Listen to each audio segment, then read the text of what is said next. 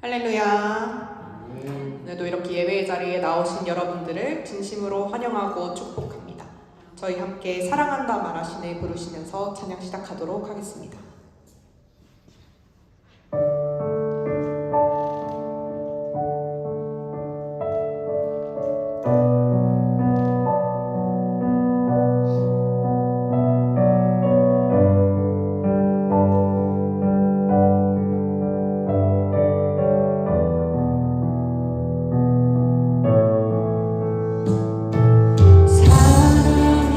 사랑해주고 내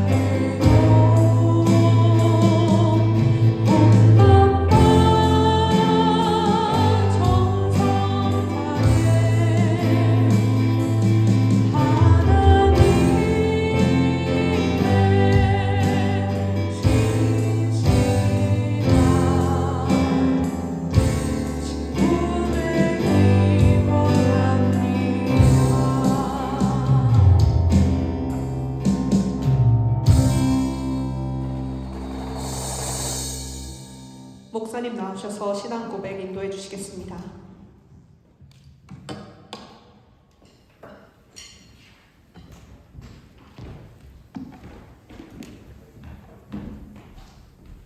네, 함께 신앙 고백 드리겠습니다.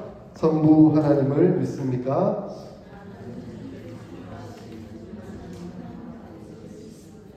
성자 하나님을 믿습니까?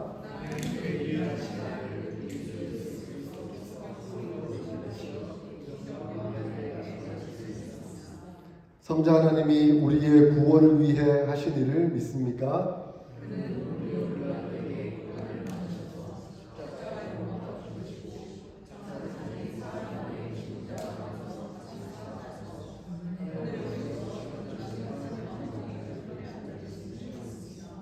성자 하나님이 어떻게 오실 것을 믿습니까?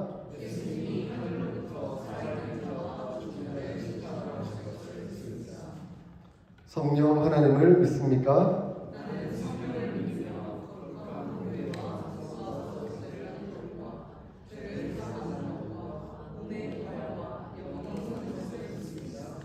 아멘. 찬송가 10장 찬송하겠습니다.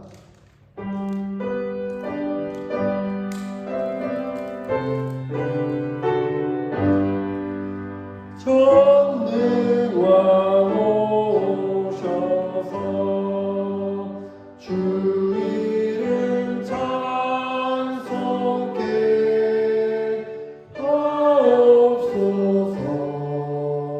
영광과 권능의 성부여 오셔서 우리를 다스려 주옵소서. 평생한 성자여 오셔서 기도를 들으소서. 택하신 백성을 복 내려주시고 거룩한 마음을 주옵소서. 위로의 주 성령 오셔서 큰 증거 주옵소서. 전능한 주시여 각 사람 마음에서 떠나지 마시고 계시소서. 성삼 일체께 한없는 찬송을 드립니다. 존귀한 주님을 영광 중에 높고 영원히 모시게 하옵소서. 아멘.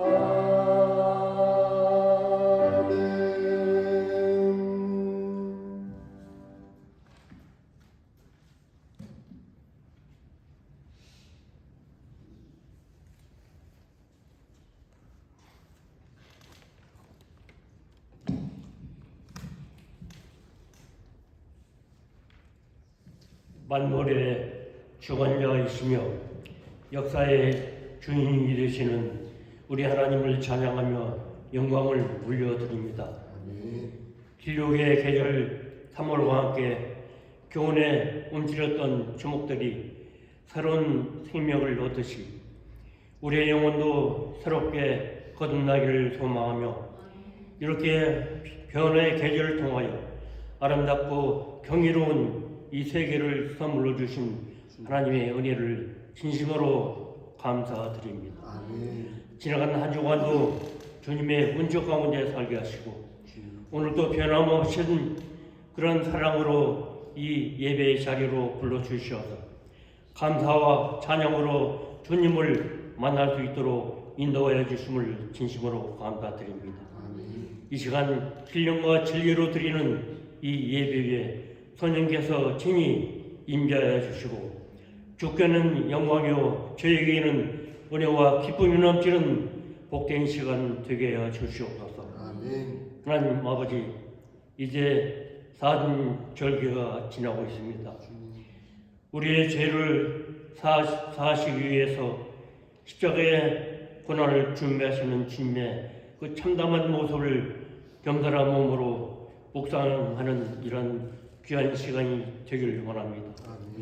간절히 바라옵기는 엄숙한 이 절기를 통하여 위대하신 주님의 사랑을 다시 한번 되새기는 이런 기간이 되게 해주시고 인내와 전제를 통하여 십자가의 고난에 동참하며 십자가의 헌신과 사랑을 나누고 실천함으로 우리가 살아가는 순간순간들이 주님을 높이며 찬양하는 그러한 삶이 되어질 수 있도록 인도하여 주시옵소서.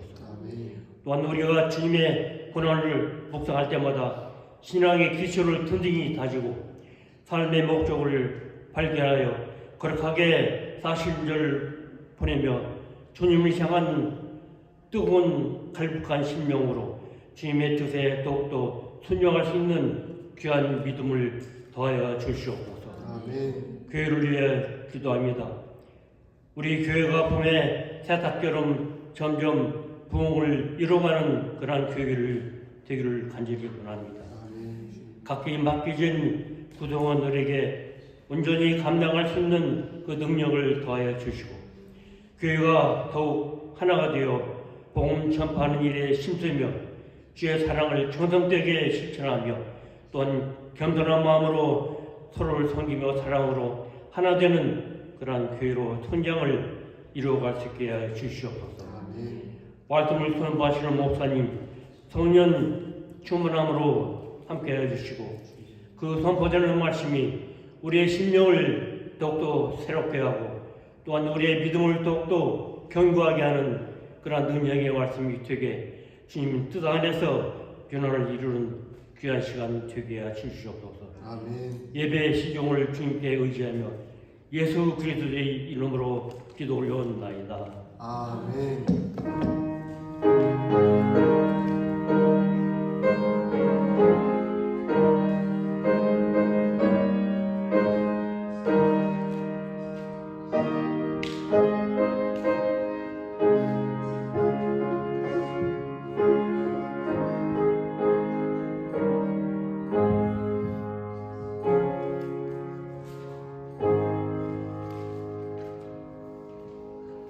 오늘 우리에게 주시는 하나님의 말씀은 마태복음 8장 18절에서 22절까지 말씀입니다.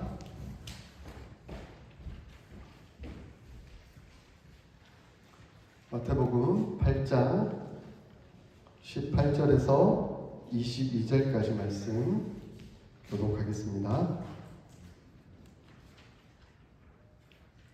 예수께서 우리가 자기를 애워싸는 것을 보시고 건너편으로 가기를 명하시니라.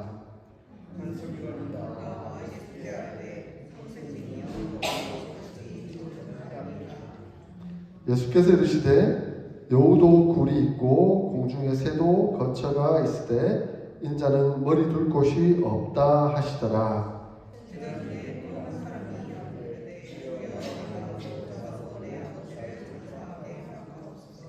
함께 읽겠습니다.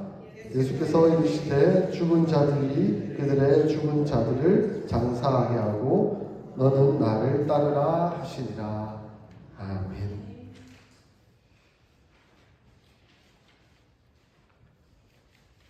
예수님은 하나님의 아들이십니다. 예수님은 하나님이십니다. 그래서 예수님은 인생의 문제들을 해결해 주십니다. 능력 많으신 예수님께서 기적을 베푸면서 아픈 사람들을 치유하시고 회복시키는 은혜의 역사들을 보여주고 있습니다. 나병에 걸려 정결하지 못했던 사람도 이방인이었던 그리고 종되었던 사람도 그리고 연약한 여인이었던 사람도 한결같은 사랑으로 치유해 주셨습니다. 이것이 예수님의 능력이셨고 예수님의 사랑이었습니다. 이러한 예수님의 놀라운 기적을 보며 치유하심을 보면서 많은 사람들이 예수님을 따라다녔습니다. 18절에 보니까 무리가 자기를 에워싸는 것을 보시고 얼마나 많은 사람들이 예수님을 이렇게 둘러쌌는지 저 같으면 너무 좋았을 것 같아요. 많은 사람들이 저를 찾아와서 막 저를 둘러싸고 예수님 뭐 이렇게 하면 얼마나 좋았겠습니까? 그런데 지금 예수님의 반응은 우리가 생각했던 것과는 전혀 다른 모습으로 나타나고 있다는 것을 보게 됩니다. 예수님은 뭐라고 말씀하시죠? 건너편으로 가기를 명하십니다. 그러니까 제자들에게 우리 건너편으로 가자라고 말씀하고 있다는 거예요. 지금 수많은 사람들이 지금 예수님 따라와서 지금 예수님 에워싸고 예수님 막 이렇게 칭송하고 있는데 예수님은 그것을 반가워하지 않으시고 건너편으로 가자라고 말씀하고 있다는 겁니다. 그 건너편이란 지금 서쪽에서 동편으로 건너가시는 모습들, 방향을 생각한다면 지금 이방인 지역으로 가자 하시는 뜻입니다. 왜 예수님께서 지금 수많은 무리들이 따르는 것을 두시고 오히려 이방 지역으로 가자라고 말씀하고 계실까요? 예수님은 수많은 사람들이 몰려와서 예수님을 따르는 것을 원하고 계시는 것이 아닙니다. 예수님은 수많은 군중들이 자기를 칭송하고 자기를 높이며 자기를 따라주는 모습을 기뻐하지 않으셨습니다. 예수님이 진실하게 원하는 것은 한 사람의 제자입니다. 예수님은 제자를 원하시지 군중을 원하시지 않으십니다. 19절을 보니까 한 서기관이 나와왔습니다. 서기관은 어떤 사람입니까? 서기관은 성경을 필사하는 사람이에요. 성경을 그대로 받아 적어서 쓰는 사람이에요. 그래서 성경이 다 보존되어 온 거죠. 그렇게 열심히 받아 쓰는 사람인데 실제로는 율법학자라고 말을 할 수도 있습니다. 왜냐하면 그만큼 성경을 읽고 쓰고 또 그것을 마음에 받아들이고 연구하는 사람이었으니까요. 근데 그 사람이 예수님께 나와서 이렇게 말합니다. 선생님이여 어디로 가시든지 저는 쫓으리이다 라고 말하고 있습니다. 서기관은 나름 지도자이고 종교 선생입니다. 종교 지도자입니다. 그런데 이 사람이 생각하기에도 예수님은 참 대단하신 분인 것 같아. 그의 가르침은 놀랍고 또 수많은 사람들이 따르는 거 보니까 나도 따라야 되겠다라고 그렇게 생각했던 것 같습니다. 그래서 예수님을 따르기로 결정을 합니다. 저는 목사로서 누군가가 저한테 와가지고 목사님을 따르기를 원합니다 라고 하면 얼마나 좋겠습니까? 너무나 기분 좋을 것 같아요. 얼쑤하고 환영합니다 하고 대접해주고 잘 도와줄 것 같아요. 그런데 지금 이 나온 사람에 대해 예수님의 반응은 전혀 엉뚱합니다. 20절에 예수님은 이렇게 대답합니다. 서기관이 나는 예수님을 따르겠습니다. 어디로 가시든지 예수님을 쫓아가겠습니다 라고 했더니 예수님이 이렇게 엉뚱한 대답을 하십니다. 여우도 굴이 있고 공중에 새도 거처가 있을 때 오직 인자는 머리 둘 곳이 없도다. 이 동문서답 아닙니까? 전혀 뜬금없는 대답 아닙니까? 무슨 말씀입니까?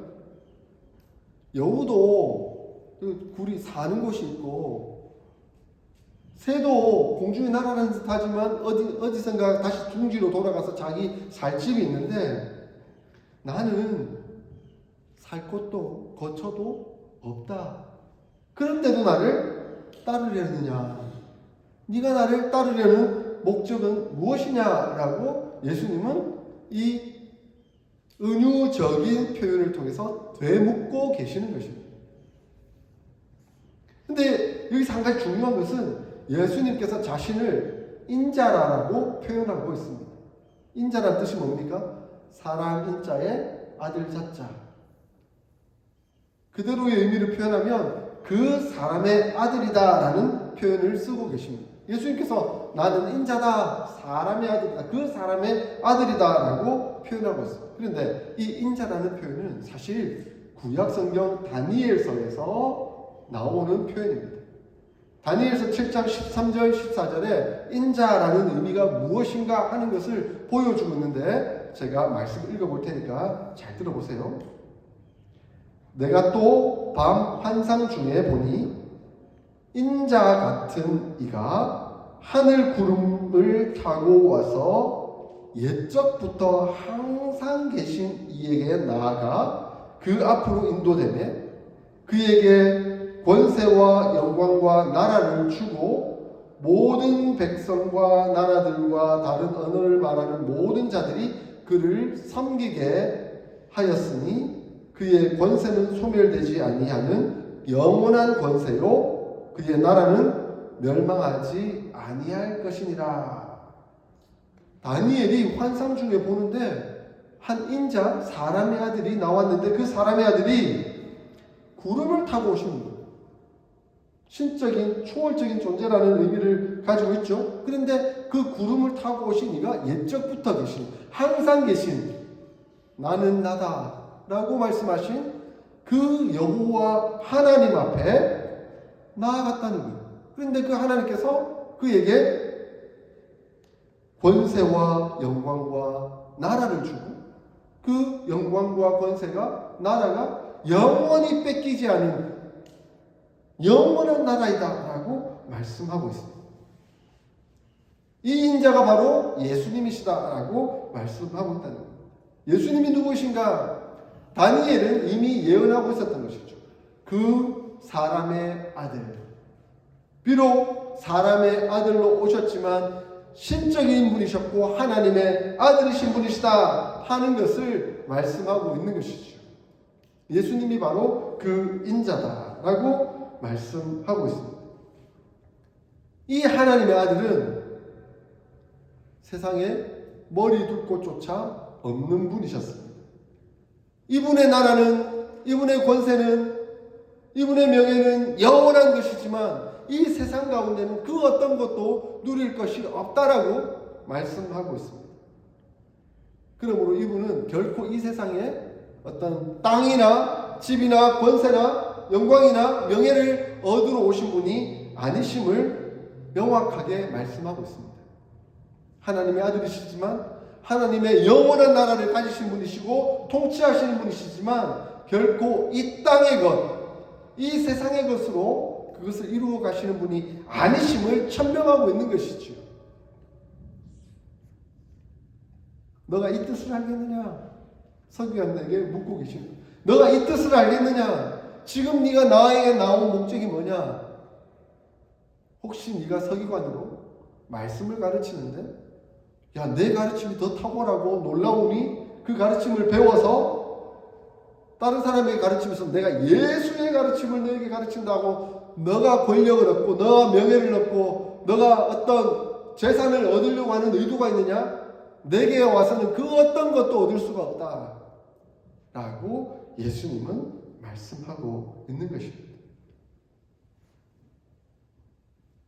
이제 예수님은 이 서기관에게 하신 말씀을 우리에게 말씀하십니다. 너희는 나를 따르는 목적이 무엇이냐? 여러분 예수님의 제자입니까? 예수님의 제자입니까? 아니면 그냥 그렇게 예수님이 기적을 보고 혹시 좋은 거 뭐 오병이의 기적에서 빵 좀 부스러기 좀 얻을 수 있고 또 뭐 물고기라도 좀 얻을 수 있고 뭐 좀 재산이라도 얻을 수 있고 좀 축복이라도 얻을 수 있어서 예수님 앞에 나오면 좋지 않을까 하는 그 둘러싼 한 군중입니까? 한국 교회는 진짜 하나님께로부터 무한한 영광과 축복을 받았습니다. 이렇게 빨리 성장한 교회가 없어요. 이렇게 많은 그리스도인들이 배출된 교회가 없어요. 우리가 먹고 살기 힘들 때, 어려울 때, 세상에서 가장 가난한 나라 중에 한 나라였을 때 수많은 사람들이 하나님을 믿고 은혜를 누리며 예수님을 믿고 예수님의 제자로 살기로 결단하며 따라 나왔습니다. 혹시 그 중에는 예수님 믿으면 부자가 될까 해서, 예수님 믿으면 나라가 좀 잘 사는 나라가 되고 부유한 강국이 될까? 그럼 나도 그 가운데 좀 부유한 사람이 되지는 않을까? 뭐 그랬던 사람들도 있었겠죠. 그런데 지금 한국이 어마어마한 부자가 됐어요. 하나님의 은혜이죠. 축복이죠. 하나님의 역사이죠. 근데 이제 하나님 안 믿어요. 하나님 안 믿기 시작했어요. 왜? 세상 복 다 누리고 있으니까. 세상의 권력과 세상의 명예와 세상의 부를 누리고 있으니 이제 하나님을 믿을 필요가 없는 것 같습니다. 이제 하나님은 예수님을 통해서 다시금 한국 교회에 묻고 계십니다. 너는 나를 따르려는가? 너는 나를 따르려느냐? 우리에게도 묻습니다. 너는 나를 따르려느냐? 군중으로 따르려느냐? 제자로 따르려느냐? 군중으로 따르다 보면 자기 목적에 부합하지 않으면 금방 떠나갈 겁니다. 그러나 제자로 따르면 내 뜻과 내 생각과 내 마음대로 되지 않더라도 내려놓고 나는 예수님의 제자입니다 하고 따라 나설 겁니다. 여러분은 군중입니까? 제자입니까? 이제 예수님은 진정한 제자의 의미가 무엇인지 말씀합니다. 예수님의 제자 중에 한 제자가 아버지의 장례를 맞았습니다. 아버지의 장례를 치르는 것은 어느 사회든 무척 중요한 일입니다. 그죠? 우리나라에서 만약에 아버지 장례 치르는데 뭐 안 하고 딴 데 가버리면 이런 욕 진짜 제대로 먹지 않겠습니까? 우리나라뿐만 아니라 이스라엘도 마찬가지. 유대 사회에서도 아버지의 장례가 있는데 아버지 장례를 치르지 않고 딴 데를 간다? 그것은 정말 말할 수 없는 부끄러운 일이 되고 맙니다. 그런데 예수님은 죽은 자들로 저희 죽은 자를 장사하게 하고 너희는 나를 쫓으라 라고 말씀합니다. 한편으로 보면 상식적으로 참 이해하기 힘든 말씀이라고 생각할 수도 있습니다. 자칫하면 예수님은 부모를 잘 섬기는 일을 부정하시는 건가? 우리 기독교가 한국 사회에 많이 들어오면서 유교적 문화와 부딪히면서 제일 큰 문제를 일으켰던 게 제사 지내지 않는 그 문제 때문에 얼마나 고통을 당했습니까?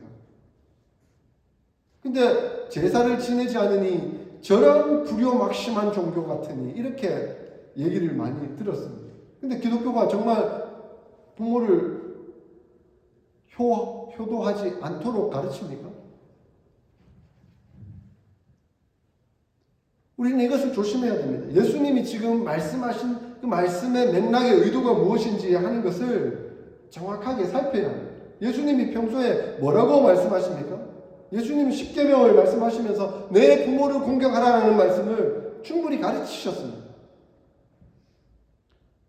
그리고 어떤 종교 지도자들 중에 고르반이라면서 자기 재산을 다 하나님께 바쳤습니다 하면서 부모를 복양하지 않으려고 하는 그런 나쁜 인간들을 보면서 그건 잘못된 것이다라고 지적하며 혼내기도 하셨습니다. 그리고 예수님이 십자가에 못 박혀 죽으신 그 순간 그 처절한 고통 속에서도 요한에게 내 어머니를 부탁한다. 마지막 순간까지 그는 어머니를 생각하며 어머니를 자기 제자에게, 사랑하는 제자에게 맡겨드리는 부모 공경의 모습을 보여주셨던 것이지요. 그러므로 예수님이 부모를 공경하지 말라라고 말씀하신 것이 결코 아닙니다. 성경 전체적인 맥락과 의도, 의미들을 정확하게 알아야 하는 것이죠. 그러면 지금 예수님이 이 말씀을 하신 의도가 무엇입니까? 지금 내 인생에 있어서 무엇을 최우선으로 두고 무엇을 가장 중요한 가치로 두고 우선순위를 위해서 살아가고 있느냐 하는 것을 묻고 계시는 것입니다. 인생에 있어서 가장 절대적인 순서가 무엇인가? 예수님은 그것을 말씀하고 계십니다. 우리는 종종 예수님께서 너는 무엇을 위해 사느냐라고 물으면 예수님을 위해서 삽니다라고 말을 해야 되는데 때때로 참 핑계가 많이 나와요. 예수님, 제가 예수님 잘 믿기를 좀 바라긴 하는데요. 지금 이거 참 중요합니다. 이거. 이거부터 하고 내가 교회도 잘 다니고 예수님 잘 섬기겠습니다. 아니 지금 이게 좀 더 필요해가지고 근데 이걸 얻기 위해서 좀 더 노력해야 됩니다. 근데 이거 다 얻고 나면 그 다음 예수님을 좀 잘 믿고 섬기겠습니다. 아니 지금 이 문제가 있는데 이 문제를 해결하고 난 다음에 예수님 잘 섬기겠습니다. 이런 의도로 살아가는 사람들이 참 많아요. 그러면 언제쯤 더 중요한 게 해결되고 필요한 게 다 채워지고 문제가 다 해결될까요? 평생 가도 문제는 여전히 남아있고 평생 가도 중요한 것은 여전히 있고 평생 가도 얻어야 할 것은 여전히 남아있을 겁니다. 그런데 그것 다 하고 나면 그제서야 하겠습니다 하는 것은 결국 아무것도 안 하겠다는 얘기죠. 예수님 안 따르겠다라는 말이 되고 마는 것입니다. 그래서 예수님은 지금 네 인생에 있어서 무엇이 가장 우선순위냐 라고 제자에게 묻고 계시는 것입니다. 한 중국 선교사가 중국에서 복음을 열심히 증거했어요.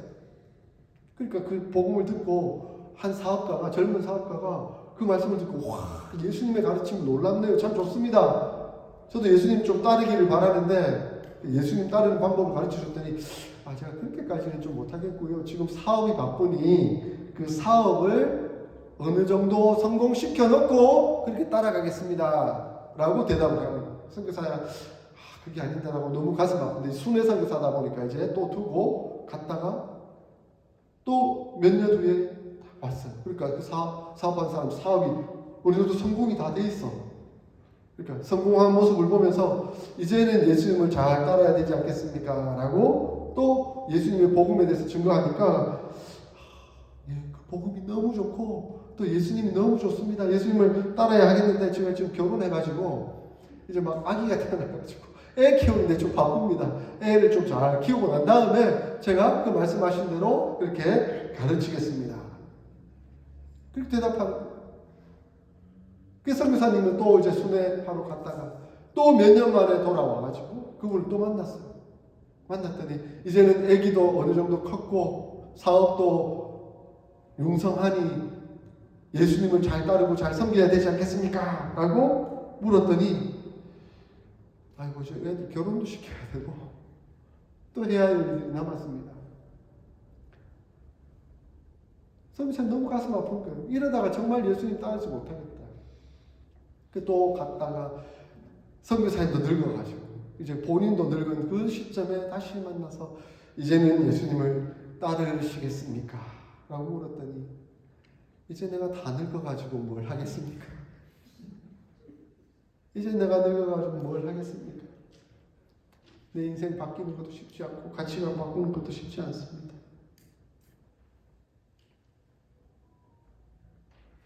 예수님을 좋아했고 예수님의 가르침이 놀랍고 신비롭다라고 말을 하지만 그리고 예수님 때문에 복을 받고 은혜를 누리겠다라고 말하지만 정작 군중 속에서 그냥 예수님만 바라보다가 그냥 그 무리 속에서 따라가다가 어느 순간 예수님부터 멀어져 있는 우리의 모습이 아닌가 하는 것을 여전히 그대로 보여주고 있는 것이죠.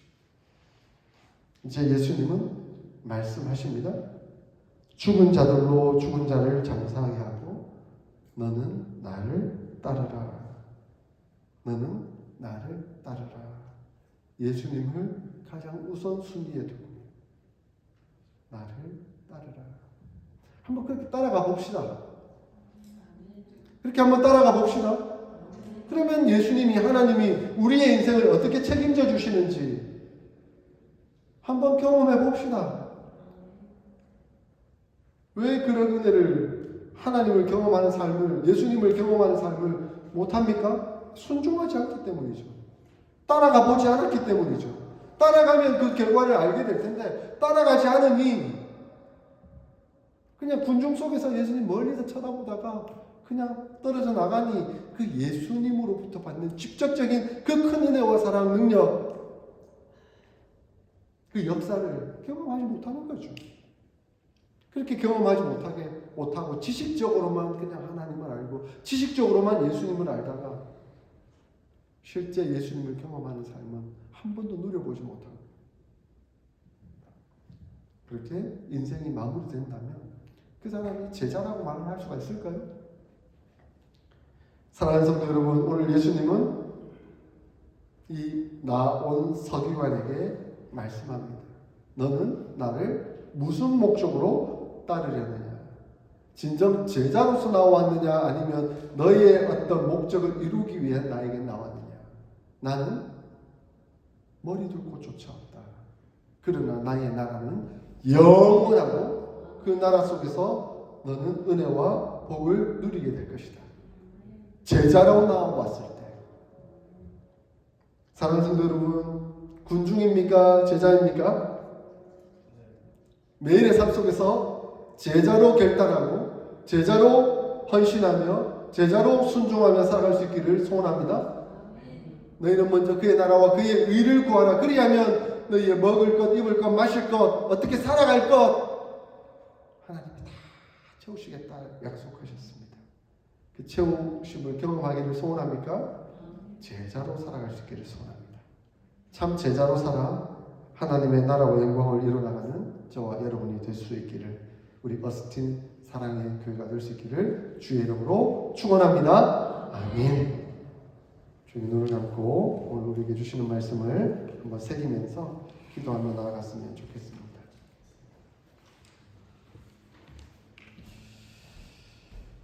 수많은 사람이 따르는 가운데 예수님은 그저 건너편으로 건너가자라고 말씀하셨습니다. 그 가운데 서기관이 나왔을 때 너가 나를 따르려는 목적이 무엇이냐라고 묻고 계십니다. 너는 군중이냐 아니면 제자이냐? 예수님 제자로 살기를 소원합니다. 순종하기를 원합니다. 결단하기를 원합니다. 하나님을 체험하며 살기를 원합니다. 하나님 도우시옵소서, 인도하여 주시옵소서. 핑계대지 않고 예수님을 따르겠습니다 하는 결단의 고백 함께 올려드리겠습니다. 기도하겠습니다. 하나님 아버지, 주의 연약함을 봅니다. 진정 예수님을 따르려는 제자의 삶으로 살아가고 있는지, 아니면 군중 속에서 막연히 그냥 예수님을 바라보고 지식적으로 알고 거기서 떨어지는 어떤 부나 권력이나 명예를 얻으려고 하는 살아가는 우리의 모습인지 진실되게 살아갈 수 있는 저희들이 되게 하여 주시옵소서. 주님 주시는 은혜와 복을 누리는 삶이 되도록 주님 역사해 주시옵소서. 찬송가 459장 찬송하면서 결단의 고백을 올려드리겠습니다.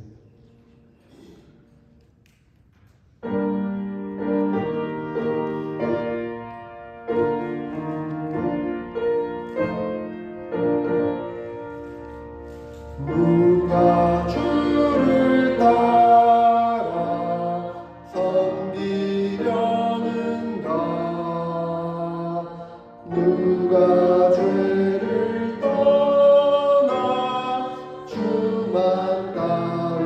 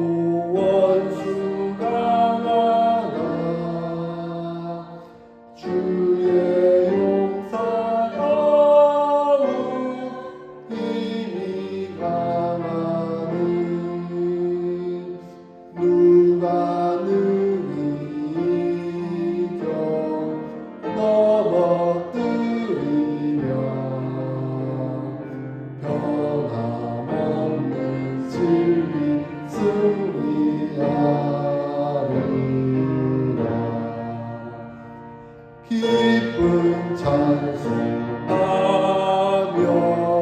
주의 은혜로